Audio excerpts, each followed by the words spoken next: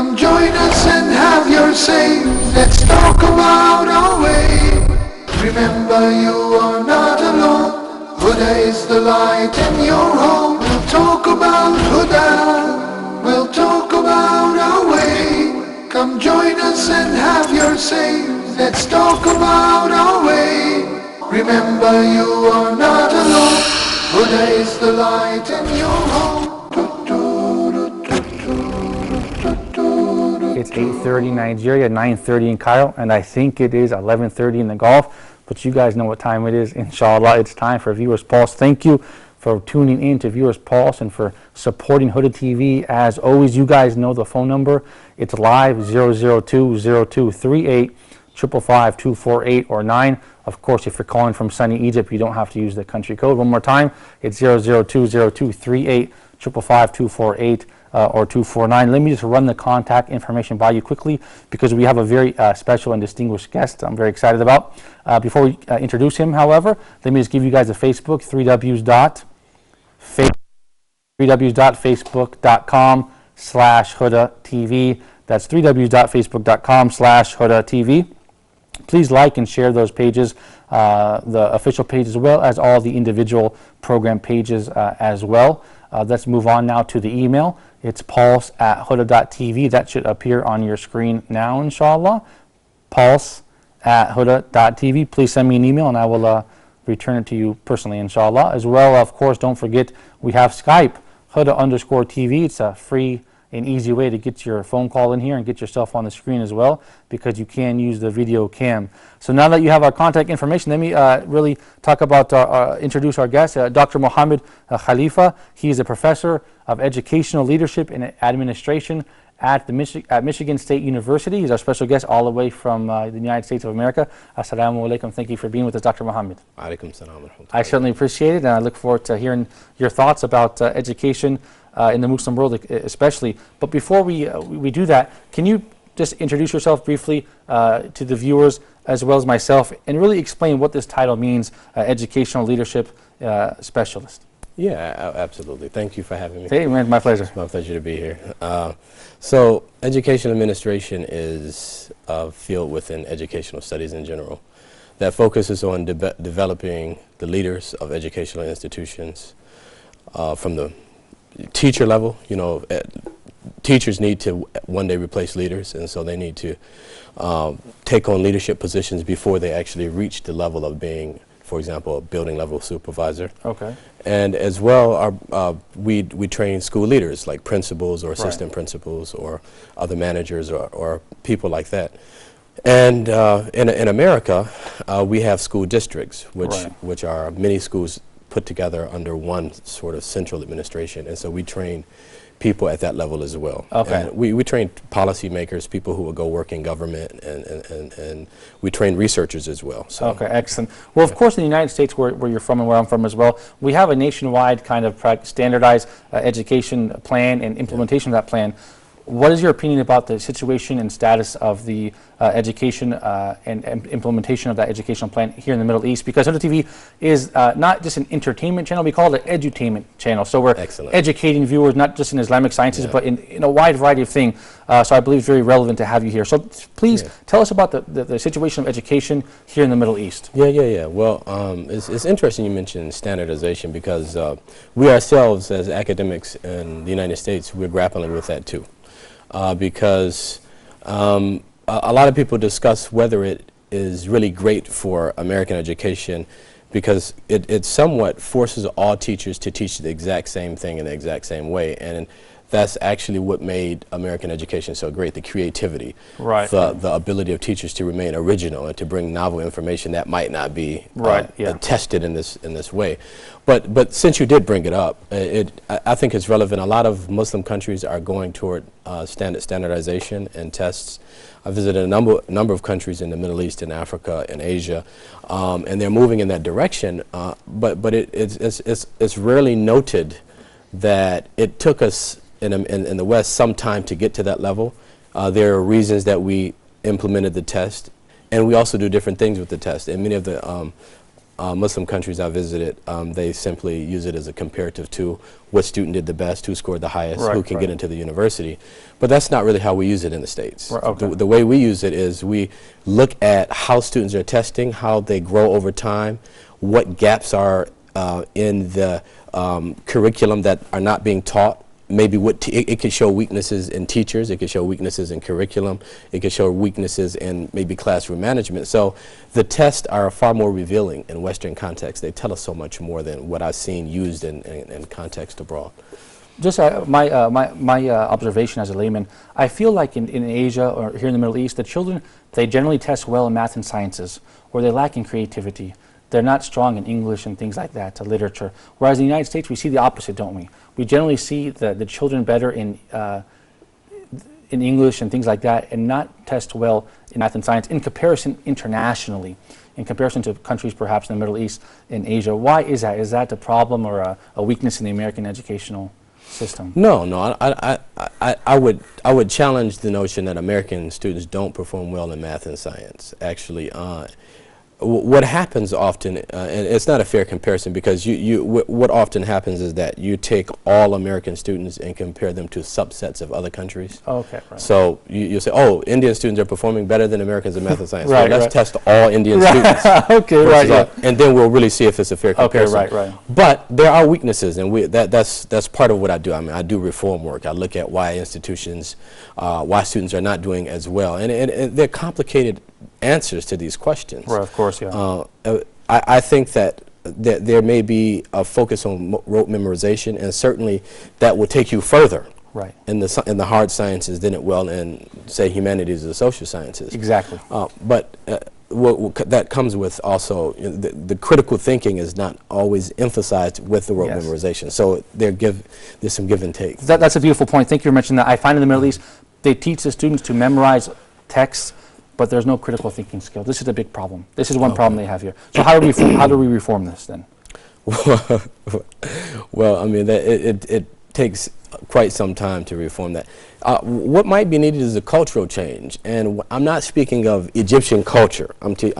There are cultures that exist within schools. Right. I see. And the way educators think about education. Yeah, right. Okay, excellent point. This is what needs, to be reformed. But you mentioned Egypt now. So what countries have you traveled to in particular? Egypt is one. Yeah, where else? I've gone to most of the Gulf countries. Okay. I've gone to Morocco. I've gone to some of the West African countries, and I've been to a couple of East African countries as well. Okay, so talk about briefly.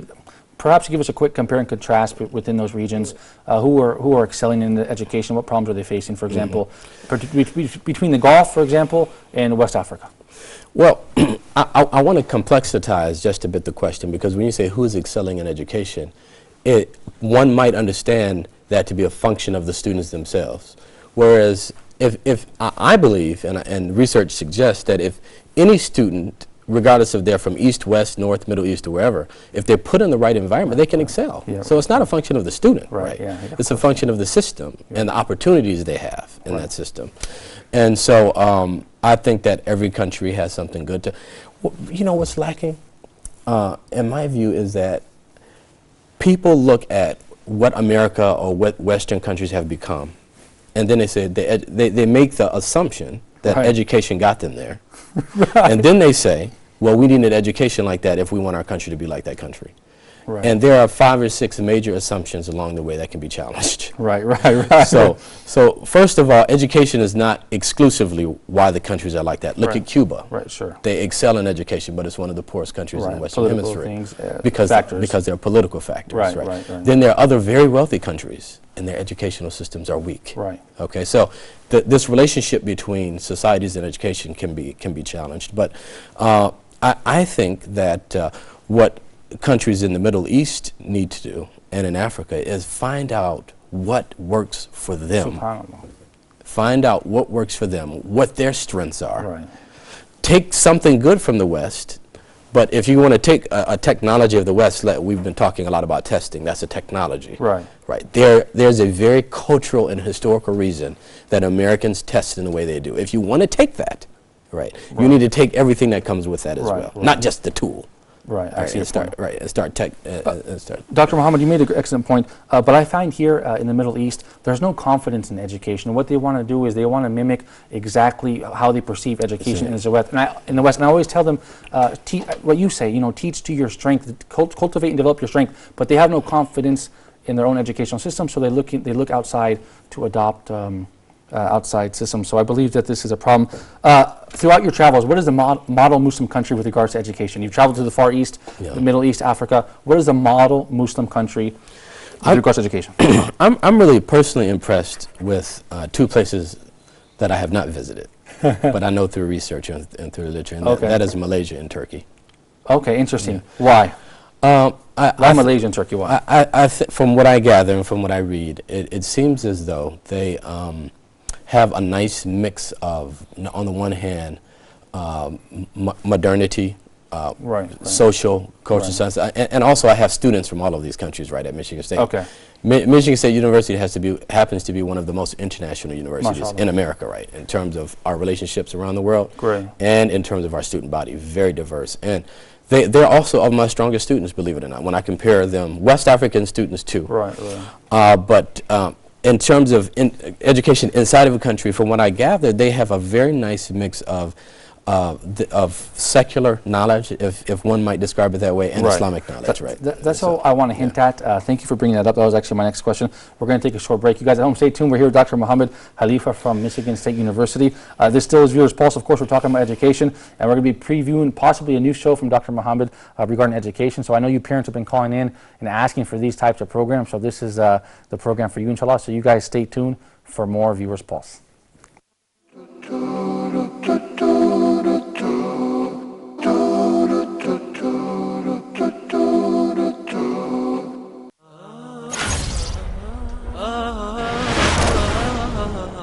Allah subhanahu wa ta'ala choose whom He wills subhanahu wa ta'ala for His mercy, for His messengership, for the revelation to be revealed. This is not for the human beings to make that decision. If a person would turn to Allah subhanahu wa ta'ala sincerely, truthfully, asking for forgiveness, Allah subhanahu wa ta'ala promised to forgive. We have as Muslims a duty, and that is to recite the book of Allah, to ponder over the verses, the words of Allah subhanahu wa ta'ala, and to act according to the Quran. The mercy of Allah subhanahu wa ta'ala encompasses everything, but who would this mercy will be for? And the Prophet sallallahu alaihi wasallam was sent to all mankind. So the ummah, or the people of the Prophet sallallahu alaihi wasallam, are all mankind since the time of the Prophet sallallahu alaihi wasallam till the day of judgment. Why waste our life without getting to know every verse in the Quran, what Allah subhanahu wa ta'ala wants from us?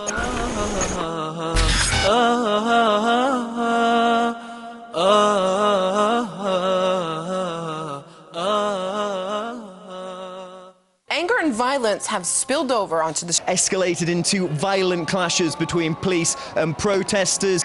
over the government's plan to avoid default. And we're also hearing of injuries on both. Journalist Charlie McGrath says the cuts will heap further suffering on ordinary people. For decades, but the fence needs some This is a serious and big storm. Join me as I explore pressing issues facing the Muslim world today. From the one-sided civil war in Syria to the genocide in Burma, from the Arab Spring to the elections in the US, and yes, even the Euro debt crisis in Greece. Honest reporting on a channel you can trust, and I won't leave an issue untouched. Don't miss the Ummah Tonight with me, Malik, on your favorite channel, Huda TV.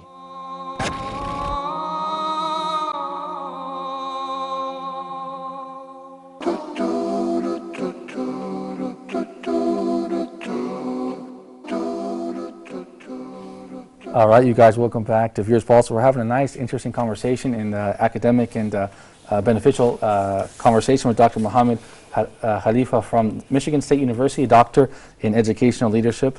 Very interesting. Thank you, doctor, for your time. I certainly appreciate it. We certainly hope to have you soon on a program. We do get a lot of, with a series of your own, because we have a lot of parents asking about these questions.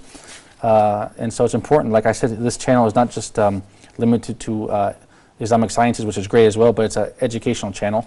So I want to ask you a question about teaching and education. What about teaching to the test, doctor? We see this in the States, and especially here in the Middle East. They teach directly to the test all semester long, and the child then passes the test, and then he walks out the door and he forgets everything that he learned that he had studied for. So go ahead. It takes the fun out of teaching. I was a classroom teacher for many years prior to becoming a professor, and it really kicked in around that time. In the 80s, they've always tested, but they became very, very adamant that students must be very, very good performers of this test, or else you can lose your job as a teacher and the principal of the school. Oh, I see. So it was enforced really at a level that we had not seen before. And what it did is that it took my skills. I mean, what I knew about this student was a little more advanced than that one. Yeah. I had to teach right in the middle, the same way right, to all students. Right. If the student didn't get something, collectively, my entire class, if they didn't understand something, I knew that I had to cover this information that was going to be on the test, so I couldn't go back and reteach it in a different way to make sure my students understood it better. It really ruins it. It ruins the fun of teaching. Takes the art and skill out of it. Yeah, and if you look at the data, the more teachers were required to teach the test, the higher turnover rate of teachers. So teachers will come in for a couple of years and then leave and go to another. And in fact, if you remember the exit exams, it got to the point where I graduated high school in the year 2000. Just after that, they had made exit exams in California. I believe. I don't know if it's happening. Yeah. And in some states they do that. In other words, you cannot have a high school diploma without an exit. Passing that test. You know, doctor, another huge problem that we experience here in the Middle East is I find that you have very high, very expensive international schools that kind of copy what they perceive as a Western education at the expense of, like you said, the local culture, religion, and identity, or a very inexpensive Islamic education where they strictly teach Islamic sciences. Doctor, why can we have a balance between the two? What's going on? Yeah, I think we can. I think that, first of all, the Islamic education can happen in a school that does these sciences and social sciences well. I don't see any reason why they can't have an Islamic education. Yeah, right. Both, right. Right. And as far as this business of Islamicizing the sciences, I've heard some people level that argument. I don't think that is a good way to go. I think that chemistry is chemistry. I mean, if you want to point out the fact that some chemist who happened to be Muslim a long time ago, or even now, that's great. Yeah, right. But I think that we have to hold the very highest standards for ourselves, and we should not compromise on that in any way. Yeah, I agree. And then there are multiple very creative ways to bring and teach the Quran, teach Hadith, or whatever the Islamic sciences you want to introduce to your students. There's no reason that it can't happen. Yeah, great point. I couldn't agree with you more, doctor. Let's talk about now parents, their role, the community's role. Is it enough to enroll my child in a private school or a school with a high standard, or do I have to be an active parent? Do I have to be active in educating my child? Okay. Let me preface what I want to say by saying one thing. And that's that we scholars, we strongly discourage deficit theorizing or deficit teaching, which is to blame the parents, right, for not doing enough for their kids' education. That's not what I'm here to do. But what I am going to say is that if parents got involved in their children's education and demanded more of the schools, then this could be the very engine of reform in any school in Egypt or elsewhere. SubhanAllah. Because if they pull the pocketbook back, they pull the money away, then obviously schools will listen. So parents have organized for years, for I'll venture to say over a century in America. They come together, hey, are you experiencing the same thing? And how about you? Come together. And they say, look, we can do better than this. We'll go to the school down the street if you're not going to. They even do that with public education in the States. PTA or PTO, parent-teacher organization. That's one way it happens. Oh, right. But there are multiple ways. Sometimes it's just an angry. I did I don't know how much time we have to talk about research, but I did a brief study in San Antonio, Texas, and they tried to close the school down. 1,000 parents showed up. SubhanAllah. In the gym. Yeah, right. Okay. Do you think they closed the school? Not after that, not after that. No. So that just shows you the power of the parents and the student activists. There's nothing wrong with that. I've seen administrators and parents work together and do things that the government can never legislate. That is a very Western model, that the government will come in, will create a rule, and then that rule will happen in the schools. That doesn't have to be the Egyptian way, though. The Egyptians and other people in the Middle East can come together and demand out of a school, and change happens locally. And I certainly hope you get you spend some more time here, because I believe the education situation here is very, very in desperate need of reform. Inshallah, it will happen. But Doctor, please give us some practical steps for parents. You've established that it's important for parents to be involved in educating their children. What are some practical steps we can take? Sure. So for public education, as I alluded to one, and that is that parents in public schools can come and create some sort of a group. And the school is not the only place people have to meet. If we're too busy for this, we need to be honest with ourselves. But if we're not, and we're committed to our child's education, they can meet in school, out of school. Everybody's busy. But I've seen this happen myself throughout the states, in many different states. Can come together and can find out what issues their children need. You can look at the test. You can find out where the gaps are in the curriculum. My children are not learning math well. How are they going to be prepared for post-school studies or whatever? And so that's one thing. Student groups. Student groups that are run by students, but that are kind of facilitated by parents. So it could be a math group, it could be an Islamic studies group, it could be any number of groups that are important, rather, to the people at that local institution. The use of technology has to be tempered. So a lot of people will just bring a new technological device in, and start using it and say, oh, look, I have an iPad in the classroom. But how does that support learning? And that's an excellent point. Our brother and the host of Tech Talk, Brother Omar Shear, he just recorded the program, episode of Tech Talk, and he spoke about this, and he spoke about monitoring the devices that you give your child to keep them away from dangerous information and content. So that was wonderful. I hope the viewers can check that out. What about, you said something really, really, really wonderful, really to the point. We have to ask ourselves as parents, do we have time? We have to look into what our child is doing and see their performance as well. So excellent point. What about community and social factors? Are there? Absolutely. Can you speak about that? Sure. Before I leave the parent thing alone, all of your viewers are probably parents or grandparents of somebody in school. And the fact of the matter is that teachers and administrators cannot do it alone. They actually need your help, whether they know it or not. They need your assistance and they need your help. And so, and that extends to the broader community. I mean, there are business relationships. What's wrong with hiring tutors who will come in, people who graduated, to take the load off of the teacher, and the teacher can facilitate, for example, in a classroom. So where does that manpower come from? The community. Who's going to support that? Your tuition is not enough to support it.